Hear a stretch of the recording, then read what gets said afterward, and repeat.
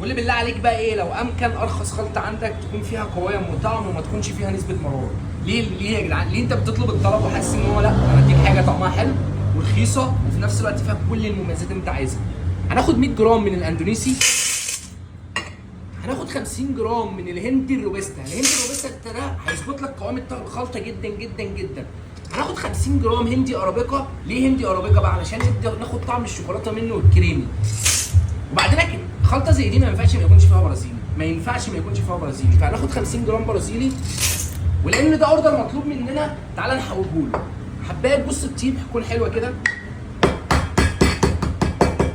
ينفع معانا الاوردر ده للمذاكره، ينفع معانا للجيم، ينفع معانا حاجه كده تديك تظبط لك الكلام. هناخد بقى ايه؟ 10 جرام، خليها 10 جرام حبايه، الرسب الاساسي اصلا ربع كيلو. وهناخد معاه ايه؟ عودين قرنفل بالظبط يا عم ابراهيم. تعالى لي كده بقى قلب لي الخلطه دي كده.